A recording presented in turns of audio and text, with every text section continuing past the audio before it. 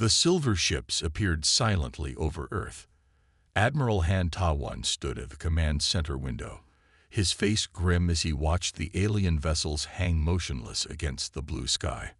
After decades of wondering if humans were alone in the universe, they finally had their answer. All stations report alien craft in fixed positions over major cities, reported Officer Park. No aggressive movements detected. Ta-1 nodded. Maintain alert status. Monitor all frequencies. The world below them erupted in a mixture of fear and wonder. News broadcasts showed crowds gathering in streets, some in prayer, others in celebration. Military forces worldwide moved to high alert, though everyone understood the futility of resistance against visitors who had mastered interstellar travel. 3 days after their arrival, the aliens requested a meeting at the United Nations. Ta-1 sat in the back of the chamber, watching as Earth's highest officials gathered. The room fell silent when the doors opened and the alien delegation entered. Their leader walked with fluid grace on 2 legs. His skin shimmered with iridescent scales in blues and greens. At nearly 7 feet tall, he towered over the human delegates. 4 smaller aliens followed, each carrying strange devices that hummed softly. "I am Ambassador Krell of the Galactic Hegemony," the alien announced, his words translated through a device at his throat. His actual voice made clicking and whistling sounds that sent shivers down Ta-1's spine. "We have observed your world for some time and determined Earth has reached sufficient development to join our community." The UN Secretary-General stepped forward. "We welcome peaceful contact with your civilization." Krell's mouth formed what might have been a smile, revealing teeth like polished metal. "The hegemony brings order to hundreds of worlds. As is customary, we have classified Earth as a Class 3 primitive world." Murmurs spread through the human delegation. Ta-1 noticed the slight stiffening in the Secretary-General's posture. "What does this classification mean for Earth?" she asked. "It means you receive our protection," Krell explained. "In exchange, your world will provide reasonable resource tributes to support the hegemony's operations. We will also restrict certain technological developments that might destabilize the galactic order." The meeting continued for hours as the aliens outlined their expectations. They would permit Earth's existing space stations, but forbid further military development beyond orbit. They required monthly shipments of rare minerals, biological specimens, and water. In exchange, they offered limited access to medical knowledge and permission to trade with other Class 3 worlds. As Ta-1 listened, his military training told him one thing clearly: this was not an equal partnership. This was subjugation dressed as diplomacy. In the weeks that followed, Earth's governments reluctantly signed the Hegemony Accords. Most leaders saw no alternative. The aliens' technology was centuries beyond Earth's capabilities. The first resource shipments left Earth without incident, but the second month, the hegemony doubled their demands. By the 3rd month, they had tripled. Diplomat Kim Ju-rai led the team assigned to negotiate with the hegemony. Ta-1 attended these meetings as military liaison. He watched Kim's skilled attempts at diplomacy slowly give way to frustration as each concession only led to greater demands. "These requirements will cause severe hardship for many nations," Kim explained during their 5th meeting. "We cannot sustain this level of tribute." Krell's scaled skin darkened slightly. "Your concerns are noted but irrelevant. The hegemony's needs take priority." "But the original agreement was a starting point," Krell interrupted. "The hegemony adjusts arrangements as necessary." Ta-1 noted the subtle shift in the room's atmosphere. The smaller aliens had moved to positions near the exits. Something was changing. After another month of escalating demands, Earth's United Council voted to formally protest. Kim Ju-rai delivered the message to Krell in a private meeting. Ta-1 stood nearby, increasingly uncomfortable with the ambassador's cold demeanor. "The Earth Council respectfully requests a return to the original tribute schedule," Kim stated firmly. "The current demands exceed our sustainable capacity." Krell remained silent for a long moment. Then he tilted his head in an unnatural angle. Perhaps your species requires a demonstration of the consequences of defiance. He stood abruptly, towering over Kim. This meeting is concluded. The aliens departed without another word. Taiwan approached Kim, whose face had gone pale. "What just happened?" he asked. "I don't know," she whispered. "But nothing good." 3 hours later, Taiwan was in the command center when the alarms began blaring. Satellite feeds showed a hegemony ship positioned over the South Pacific. "It's directly above New Zealand," Officer Lee reported, voice shaking. Before Taiwan could respond, a blinding light filled their screens. When the glare faded, where the island nation had been was nothing but churning ocean and rising steam. "Dear God," someone whispered. The communications officer turned, face ashen. "Sir, we're receiving a transmission from the hegemony, broadcast on all frequencies worldwide." Krell's face appeared on screen. "Let this serve as clarification of Earth's position within the hegemony. Further defiance will result in similar corrections. New tribute schedules will be delivered tomorrow. We expect full compliance." The screen went dark. 8 million people, gone in seconds. The command center erupted in chaos as reports flooded in and military units worldwide went to maximum alert. But what could they do against an enemy with such power? Taiwan stood frozen, gripping the edge of the console. His mind raced through every possible military response and rejected each one as suicide. Earth's most powerful weapons would be useless against the technology they'd just witnessed. His personal communication device buzzed. The message displayed a series of numbers, a code he'd been trained to recognize but never expected to see. The highest possible security clearance. Below it was a simple message: "Operation Sleeping Giant activated." Taiwan's heart raced. This code wasn't part of standard military protocol. It belonged to something else, something he'd heard whispered about but dismissed as rumor. His device buzzed again, with coordinates for a meeting point in the Pacific. As he rushed from the command center, Taiwan felt something he hadn't expected, a flicker of hope. Perhaps Earth wasn't as defenseless as the hegemony believed. The special transport pod descended through dark ocean waters. Admiral Han Taiwan sat alone in the small cabin, watching the depth meter tick rapidly downward. 40,000 feet. Far deeper than any conventional submarine could travel. The pod's exterior lights illuminated nothing but endless black water. Taiwan checked his watch. 3 hours since he had received the activation code. 3 hours since New Zealand had vanished. "Approaching destination," announced the automated system. Suddenly, lights appeared below. As the pod descended further, Taiwan saw what looked like an enormous metal dome embedded in the ocean floor. The structure must have been at least 2 miles across. The pod aligned with an opening that appeared in the dome's surface. Water drained from a massive airlock as the pod settled onto a platform. When the chamber finished cycling, the pod's door slid open. A group waited for him. Taiwan recognized President Lee Du-young immediately. The presence of Earth's top leader at this hidden facility confirmed the gravity of the situation. "Admiral Han," the president said, extending his hand. "Thank you for coming quickly." "Mr. President," Taiwan replied with a short bow. "I wasn't aware this facility existed." "Very few people are," President Lee said. "Please follow me." They walked through corridors filled with military personnel and scientists. Taiwan noticed uniforms from every major nation on Earth. Whatever this place was, it had international backing. They entered a vast command center with ceiling heights of at least 50 feet. Massive screens covered the walls, showing real-time data from across the solar system. Hundreds of people worked at stations arranged in concentric circles.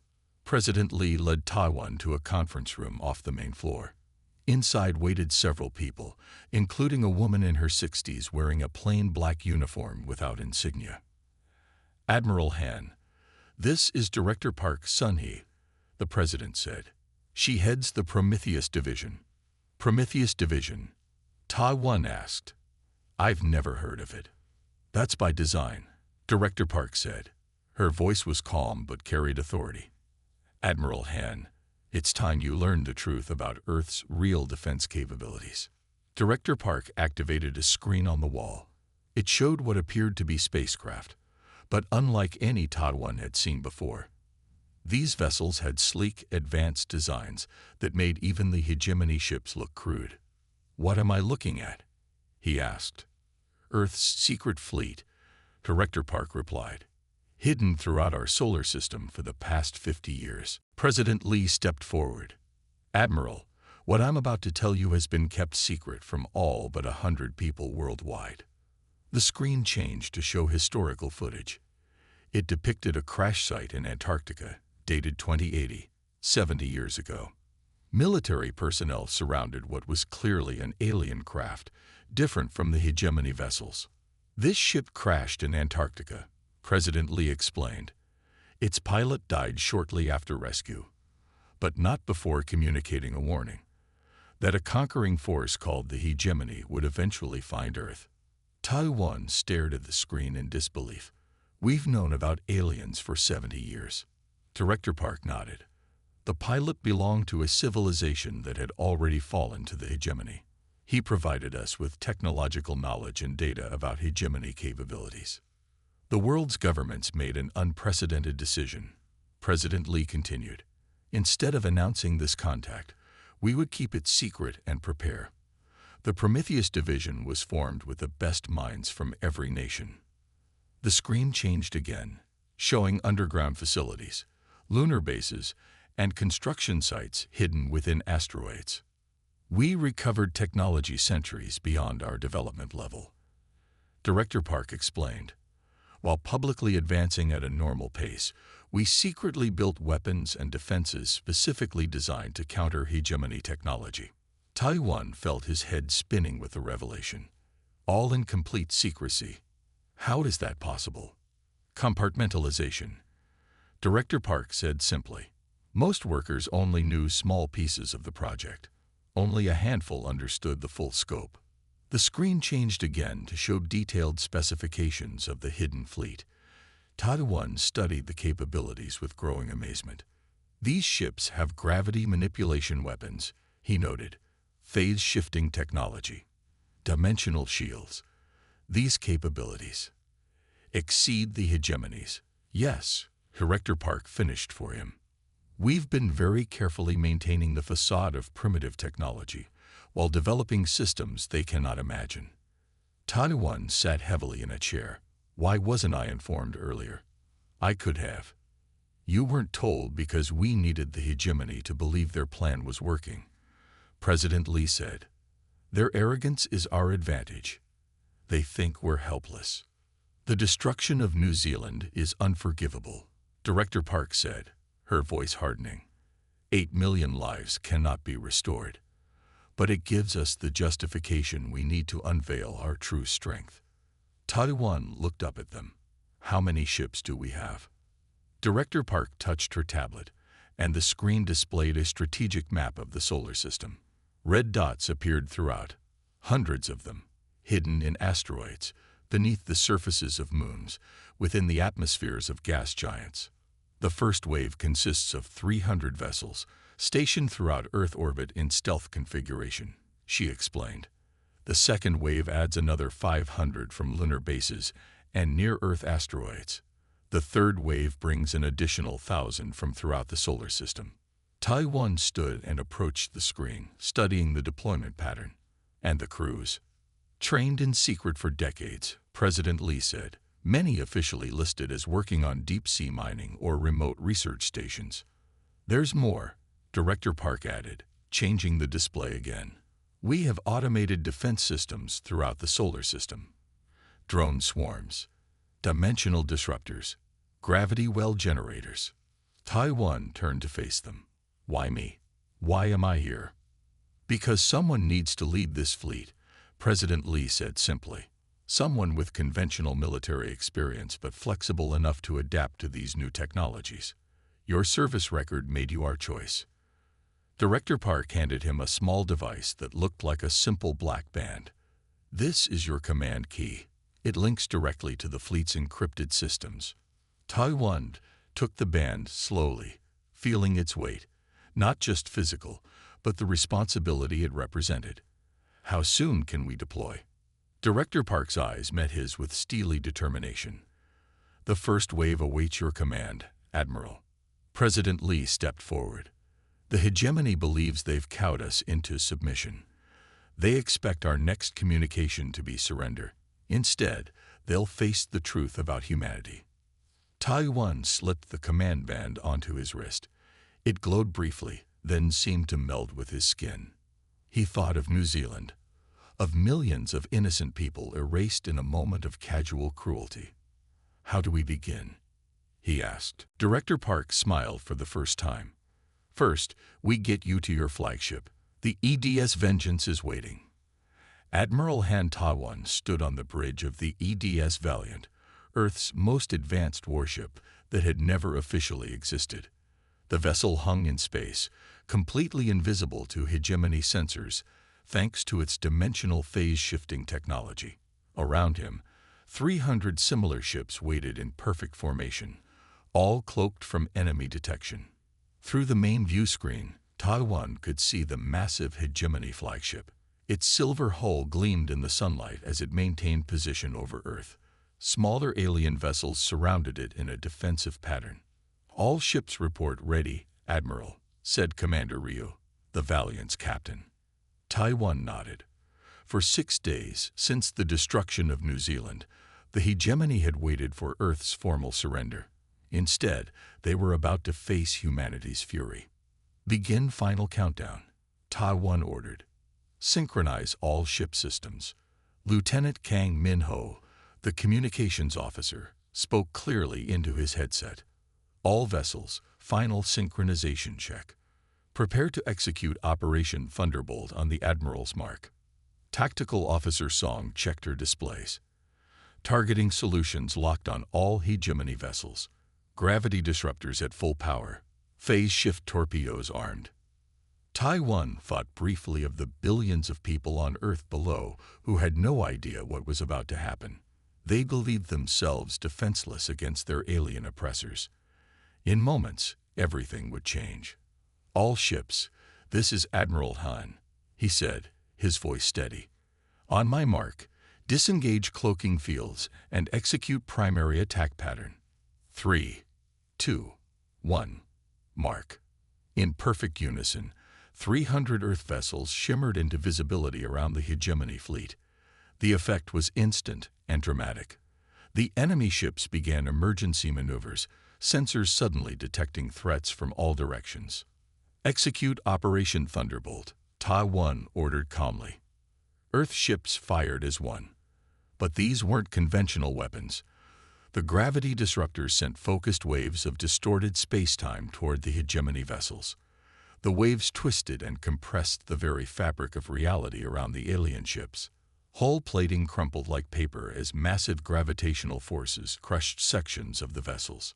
Meanwhile, phase shift torpedoes, weapons that briefly existed in another dimensional plane, passed directly through hegemony shields as if they weren't there. Only returning to normal space once inside the enemy ships, they detonated with devastating effect. In the first 30 seconds, 20 hegemony vessels were destroyed or crippled. Second wave, fire, Tai-1 commanded. Another barrage struck the confused alien fleet. On the tactical display, Tai-1 watched as the careful battle plan unfolded perfectly. Earth ships moved in coordinated patterns that had been practiced for years in secret simulations. Lieutenant Kang monitored enemy communications. Admiral, they're in complete chaos. Their command structure is breaking down. I'm detecting emergency signals and calls for reinforcements. Good, Ta-1 replied. Let them call. Let the entire hegemony know what happens when they attack Earth. The bridge crew worked with focused intensity. No cheers or celebration, just professional efficiency born of years of training. Hegemony vessels attempting to form defensive cluster around their flagship, reported Officer Song. They're trying to establish a coordinated shield wall. Execute pattern Delta, Ta-1 ordered. Target their shield generators specifically. Earth ships adjusted formation, focusing fire on key points of the enemy vessels. More explosions bloomed in the silence of space. "Admiral," Lieutenant Kang called out, "the Hegemony command ship is hailing us." Tai-1 straightened his uniform. On screen, the main display shifted to show Ambassador Krell. The alien's normally composed demeanor had vanished. His scales had darkened to a deep blue, and his mandibles clicked rapidly in what Tai-1 recognized as extreme agitation. "This is impossible," Krell hissed, his translator struggling to keep up with his rapid speech. "Your civilization does not possess such technology. You are a Class 3 primitive world." Tai-1 allowed himself a small smile. "Your intelligence was flawed, Ambassador, as was your decision to attack Earth. These actions violate all hegemony protocols," Krell continued. "You have hidden your true technological level. A serious offense." "Destroying New Zealand was a serious offense," Tai-1 replied coldly. 8 million human lives ended at your command. Did you think we would simply accept that?" The alien's mandibles clicked furiously. "The hegemony will respond with our full might. This minor fleet is nothing compared to our armadas." "Then call them," Tai-1 said. "In the meantime, you have 1 hour to retreat beyond the Kuiper Belt. Any hegemony vessel remaining in our solar system after that time will be destroyed. You cannot make demands of the hegemony. We have ruled the galaxy for millennia." "Not anymore," Tai-1 said simply and cut the transmission. He turned to his officers. "Maintain attack positions. Continue targeting any vessel that presents offensive posture." For the next 40 minutes, the remaining hegemony ships gathered around their damaged flagship. Earth vessels maintained a tight perimeter, weapons locked on targets. "They're preparing to jump to faster-than-light travel," Officer Song reported. "Engines showing pre-jump signatures." Tai-1 nodded. "Let them go." One by one, the hegemony vessels vanished into FTL jumps, retreating from Earth. "All enemy vessels have left the solar system," Commander Ryu confirmed. "Operation Thunderbolt complete." "Admiral." For the first time, the bridge crew allowed themselves small smiles and nods of satisfaction. Earth had struck back and won the first battle. "Admiral," Lieutenant Kang called suddenly. "We're receiving transmissions, multiple sources, coming from nearby star systems. They're not hegemony frequencies." "Put them through," Tai-1 ordered. The main screen divided into several sections, each showing a different alien species, none of them resembling the hegemony. "This is Coordinator Mela of the Arcadian Alliance," said one figure with luminous eyes and silver skin. "We witnessed your defense against the hegemony. Impressive." "The Crescia Collective stands ready to support Earth," said another alien with features like a cross between a bird and insect. "We have suffered under hegemony rule for generations." A third alien with 4 arms and green crystalline skin spoke next. "The free worlds of De Novo would form alliance with Earth. The hegemony will return with greater numbers. United, we stand better chance." Tai-1 looked at the alien representatives with surprise. "You're offering alliance with Earth. The hegemony has dominated through fear and technological superiority," explained Coordinator Mela. "No single world has successfully resisted them, until now. Your victory gives hope to dozens of oppressed systems."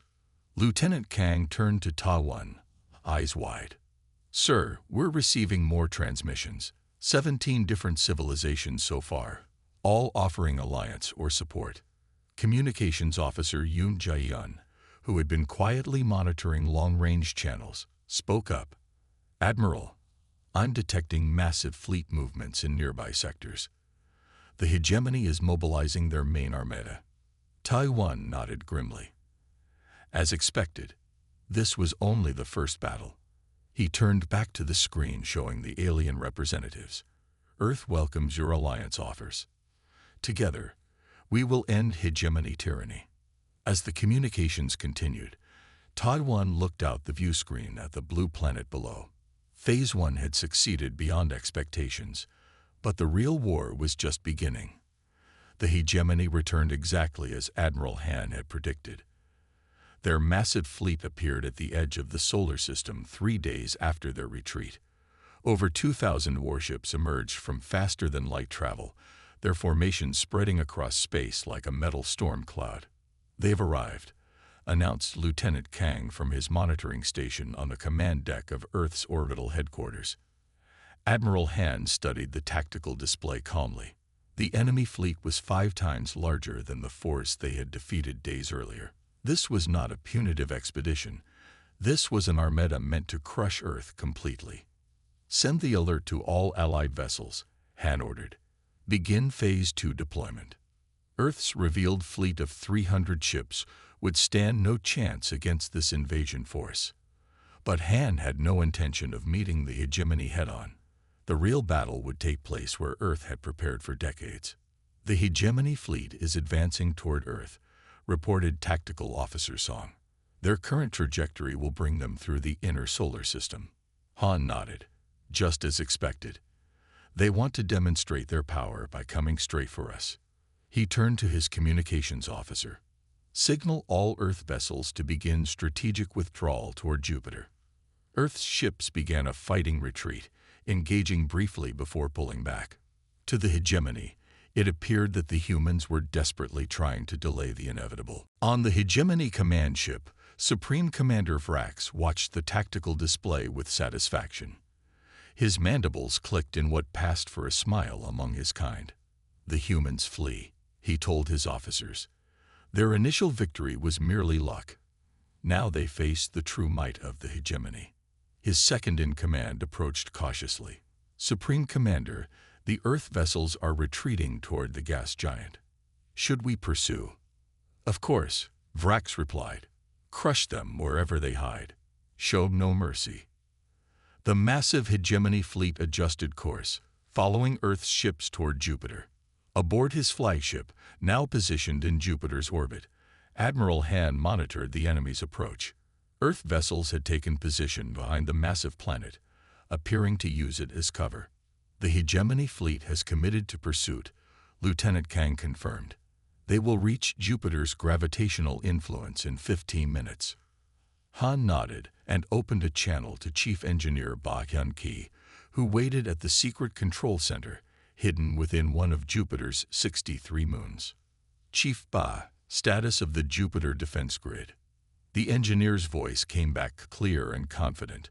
"All systems green, Admiral. 10,000 combat drones ready for deployment. Gravity amplifiers online. Mass drivers in position."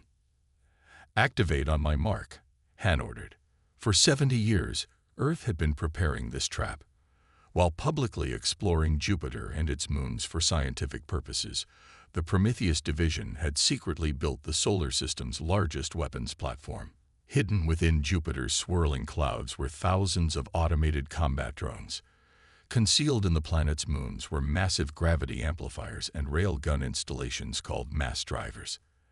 As the hegemony fleet entered Jupiter's orbital space, Han gave the command, "Activate the Jupiter defense grid." Chief Ba executed the order. Deep within Jupiter's atmosphere, launch bays hidden for decades suddenly opened.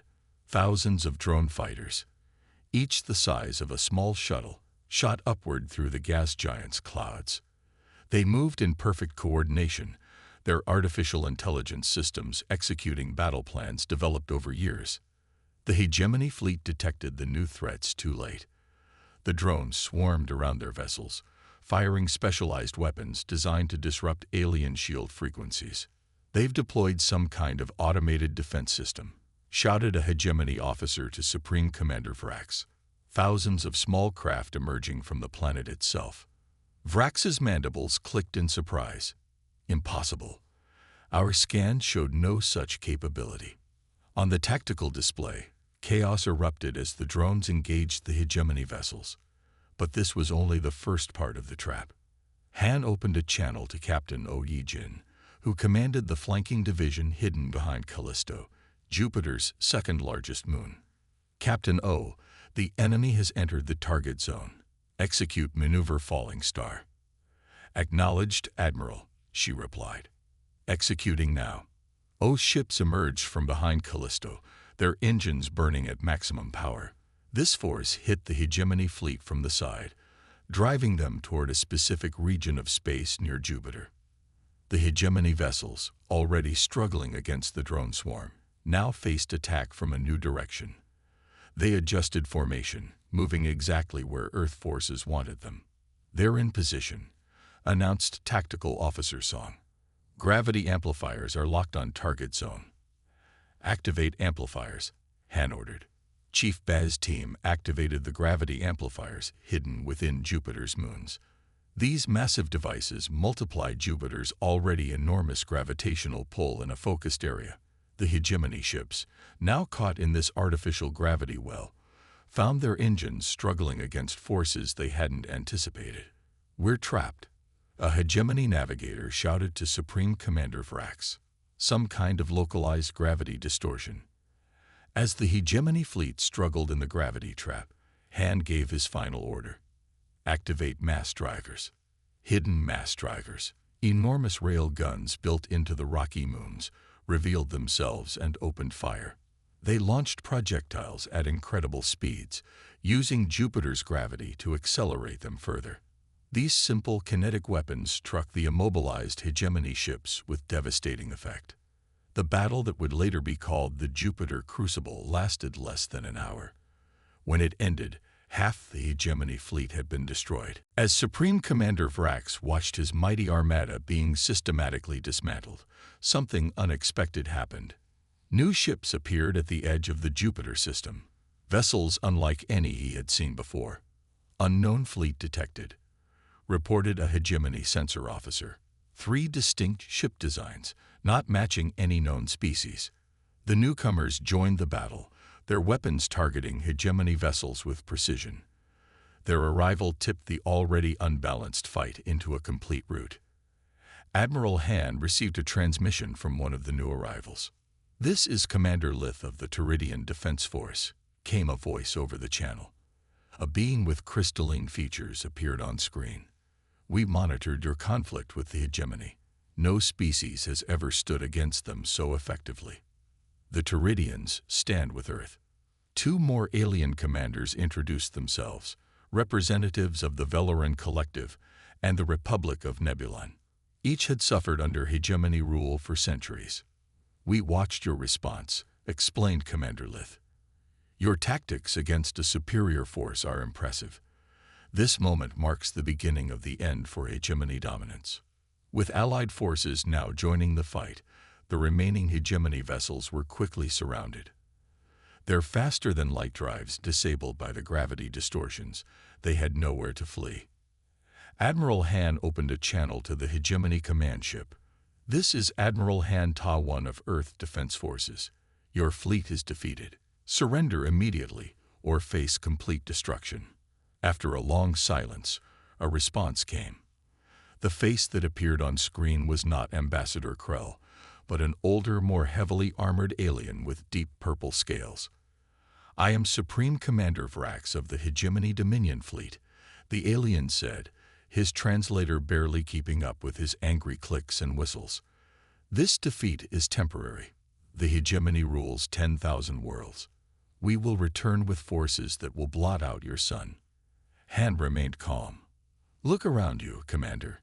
Your supposedly invincible fleet lies in ruins. Species you've oppressed for generations now stand against you. The era of hegemony domination is ending." The alien's mandibles twitched in rage and disbelief. Finally, he spoke a single word: "We surrender." The great hull of the EDS Unity glowed with soft blue light. The ship was Earth's newest and largest vessel, built not for war, but for peace. 1 year had passed since the defeat of the hegemony at Jupiter. In that time, much had changed. Admiral Han Ta-1 stood near the tall windows of the observation deck. He wore a new uniform today, white with gold trim, the colors of Earth's diplomatic corps. Below, Earth turned slowly, a perfect blue sphere against the blackness of space. The Unity's main hall was filled with beings from across the galaxy. 28 different species had sent representatives to this historic meeting. Some floated in special atmosphere tanks. Others walked on many legs or glided on fields of energy. Together, they represented civilizations that had lived for centuries under hegemony control. "It's time, Admiral," said an aide, approaching with a respectful bow. Han nodded and made his way to the central platform where President Lee waited. Around them, the alien representatives took their places. "Today marks a new chapter in galactic history," President Lee began, his voice carried by translators to each delegation. "1 year ago, the galaxy was controlled by fear. Today we gather as equals to ensure such dominance never returns." Han watched as leaders from worlds he had never heard of before the war nodded in agreement. The Teridians with their crystal-like skin, the floating Velerans who communicated through color changes, the insect-like Nebulans with their compound eyes. All had suffered under hegemony rule. All had joined Earth in the final battles. President Lee lifted a tablet displaying the Alliance Charter. "This document establishes the Mutual Defense and Cooperation Alliance. Unlike the hegemony, our alliance is built on respect for each member's sovereignty. No world will command another. Together, we will defend each other and share knowledge for the benefit of all." One by one, the representatives came forward to add their signatures or equivalent marks to the charter. Some pressed tentacles against the screen. Others used light beams or chemical signatures. Researcher Choi Un-ji approached the podium next. The young scientist had led the team examining captured hegemony databases for the past year. "The hegemony's power was built on lies," she explained, displaying images on the large screens. "They systematically suppressed technological development among younger species while presenting themselves as benevolent protectors." Her data showed how the hegemony had secretly sabotaged promising technologies on hundreds of worlds. They had planted false scientific theories to lead researchers astray. They had even introduced harmful substances into developing worlds' environments to slow progress. By keeping other species technologically weak, Choi continued, they maintained control while harvesting resources. Earth was simply the next world in their pattern of conquest. The hall filled with murmurs as translations reached each delegation. "But what happened to Earth was different," Choi said. "The crashed ship that warned us 70 years ago gave us time to prepare. We had something no other world had: advance notice." After the formal ceremony ended, the delegates mingled on the observation deck. Many approached Han to express thanks or discuss future cooperation. Earth had gone from an unknown backwater to a respected power in a single year. Captain Yoon Jae-yun, recently promoted for her service during the Jupiter battle, joined Han near the windows. Together, they looked out at the stars. "Do you think they'll come back?" she asked quietly. Han considered the question carefully. The hegemony still controlled thousands of worlds in distant parts of the galaxy. The captured Supreme Commander had warned of vengeance before being taken to a secure holding facility. "Perhaps," Han replied, "but they'll find us better prepared each time." "It's strange," Captain Yoon said, watching Earth rotate below them. "Most people down there still don't know the full truth. They know we defeated alien invaders, but not about the 70 years of preparation."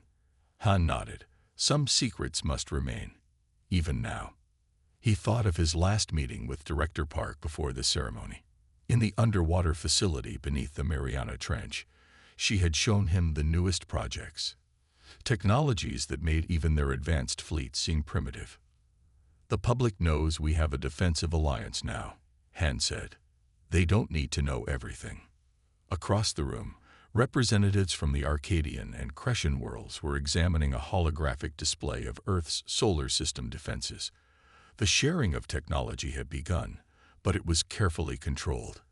Earth had not revealed all its capabilities to even its closest allies. "We kept secrets to survive," Han mused. "Now we share knowledge to thrive." "But not all knowledge." Captain Yoon smiled. "Always holding something in reserve." "Exactly," Han said. "The defeat of the hegemony wasn't just about having better ships or weapons. It was about patience, about waiting for the right moment." Beyond Neptune's orbit, Thousands of automated sentinels maintained their endless watch. These advanced drones would provide early warning of any approach to the solar system. Similar systems were now being deployed around allied worlds. Earth had earned its place among the stars not through conquest, but through preparation and defensive strength when provoked. The hegemony had believed themselves invincible, their technology unmatched. Their arrogance had been their downfall. Later that night, after the delegates had retired to their quarters, Han stood alone on the observation deck. The lights were dimmed, giving a clear view of the galaxy spread before him. His communication device chimed softly. The message was from Director Park. Phase 6 implementation complete. Dimensional shield network online. Han smiled slightly. Even now, with peace seemingly secured, humanity continued to prepare. New technologies, new defenses, new capabilities that no one, not even their allies, knew existed. The door slid open behind him, and President Lee entered. "Quite a view," the president said, joining Han at the window. "Yes, sir," Han replied. "And it's ours now. A future no one could have imagined a year ago." "The Alliance members are already talking about joint exploration missions," President Lee said. "Planets that were off-limits under hegemony rule. Technologies we can develop together." Han nodded. "A bright future. But we shouldn't forget what got us here." "Vigilance," the president agreed. "The Prometheus Division continues its work." They stood in comfortable silence, watching the stars.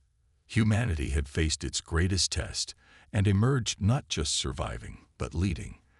The galaxy had changed forever because Earth had refused to submit.